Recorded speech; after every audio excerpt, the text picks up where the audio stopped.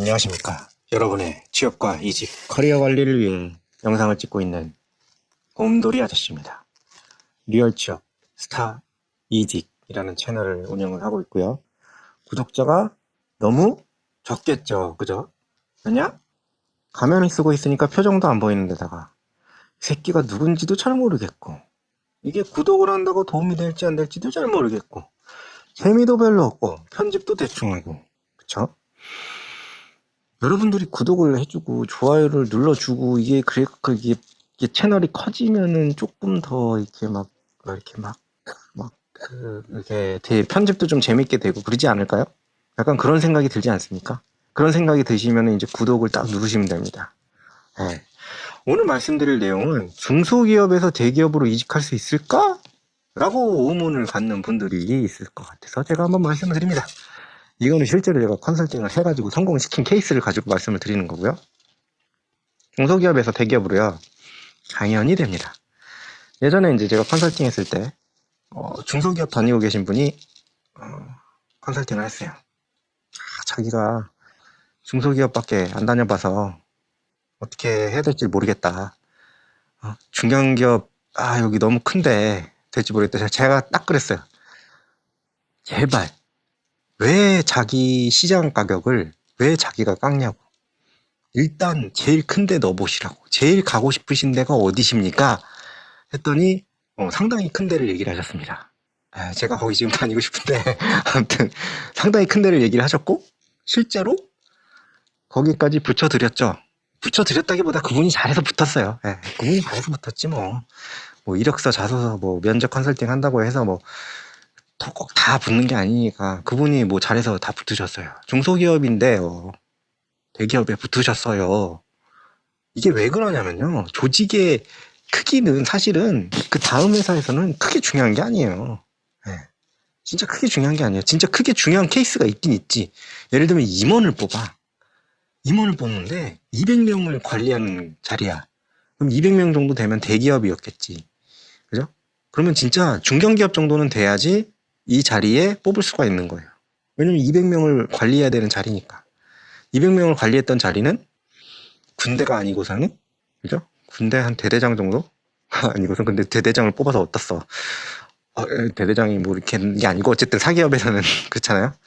그러니까 병력 관리만 하는 게 아니니까 사기업은 전문성을 가진 임원을 사람을 관리해야 되는 전문성을 가진 임원을 뽑는다고 한다면 중견기업 출신을 뽑을 수밖에 없겠지. 중견기업 이상 출신을. 그게 아니고서 사람 수가 중요한 케이스는 의외로 생각보다 별로 없습니다. 인사팀 정도가 있을 수가 있는데 인사팀도 뭐 솔직히 막 이거저거 다 따지고 뽑으면은 인사팀도 사실 뽑을 사람이 크게 없어요. 그러니까 그거를 좀 생각을 해보셔야 돼. 내가 가고 싶은 제일 좋은 회사를 일단 시도를 해보셔야 돼요. 그냥 막 나는 못할 것 같아 이러는 순간 내 시장 가격이 그냥 툭툭 떨어져요. 그렇잖아요. 그러니까 우리가 시장에 가서 물건을 할 때도 뭐 거기다가 뭐 예를 들면 이번에 재미있는 분이 나오셨죠. 7만 원짜리 과자를 파셨는데 7만 원이라고 하니까 7만 원 주고 샀잖아 어쨌든. 그러니까 7만 원 엄청나게 많이 깎아주시긴 했지. 그런 거예요. 내 가격을 내가 왜 깎냐고. 그쵸? 최대한 제일 좋은 대로 해서 붙여야 되는 거예요. 그죠? 저도 사실은 약간 작은 대기업 집단에서 상당히 큰 대기업 집단 갔다가 지금은 글로벌하게 큰 쪽으로 왔어요. 그러니까 이게 불가능한 게 아니라고요. 뽑아요. 필요로 하는 사람이면. 그거는 어디 나와 있냐? 회사 공고에 나와 있고 내가 일해왔던 그 경력 그거에 무기가 있는 거고 그게 딱딱 맞아 떨어진다고 한다면 당연히 뽑습니다. 그 회사 사이즈 그리고 자체가 되게 허망한 거예요. 예전에 제가 군대 있을 때 이제 들었던 얘기가 뭐냐면 전역했을 때 군대에서 장교 생활하면 특히나 장교 생활하면 전역했을 때 받는 정신적 충격이 그 직급이 높아질수록 직위가 높아질수록 특히 뭐 그러니까 스타 막 이런 거에 달수록 되게 커진다는 거예요. 왜냐면 옛날에는 막 손가락 하나만 까딱하면 막 애들이 막 발벌발발 떨면서 막 갖다 바치고 이랬는데 전역하고 나면 아무것도 아니거든. 그냥 동네 할아버지거든. 그러니까 이게 뭘 얘기를 하는 거냐면 조직은요, 그냥 거기서 나오고 나면 그냥 아무것도 아닌 거예요. 이직도 마찬가지잖아요. 이직, 예를 들면 내가 뭐 삼성에 있다가, 삼성전자에 있다가, 뭐 더 큰 회사로 이직을 하려고 해.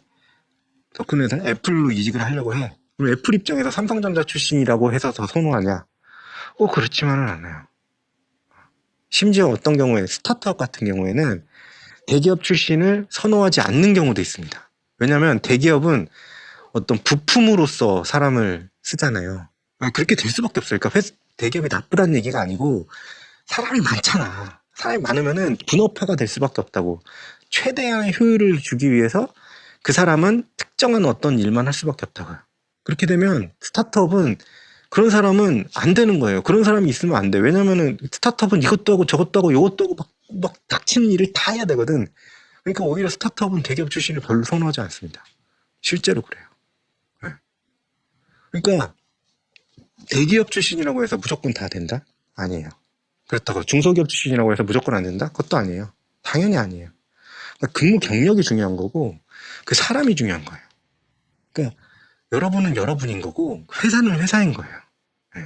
그걸 생각을 하시고 대기업에 다녔을 때 특히 뭐 대기업 다니는 분들이 이걸 본다면 착각하지 말아야 될 게 사람들이 나를 대우하고 이런 것들이요. 대기업 이름 보고 대우하는 경우가 굉장히 많습니다. 회사 이름 보고 뭐 만나주고 이러는 거지.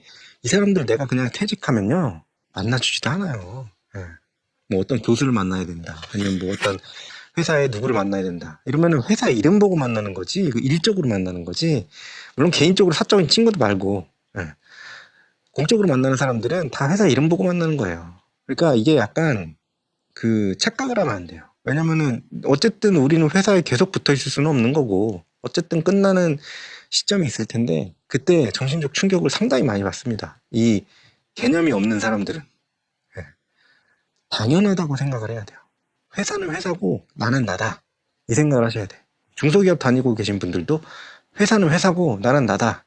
나는 최선을 다해서 이 회사의 일을 처리를 해줬기 때문에 이 정도 역량이 쌓였고 그러니까 대기업 니네가 써도 충분히 나는 일을 잘 해낼 수 있어. 이런 마인드로 도전을 하셔야 됩니다. 오늘은 중소기업 출신으로 대기업으로 갈 수 있는지에 대해서 말씀을 드렸고요. 충분히 가능하시니까 일단 aim high, 가장 높은 타겟을 잡고 노력을 하셔라. 이렇게 말씀을 드리고 싶습니다. 구독과 좋아요 제발 부탁드립니다. 저도 좀 높은 aim high인데 이게 아닌가? 라는 생각도 들어요. 좀 부탁드립니다. 감사합니다.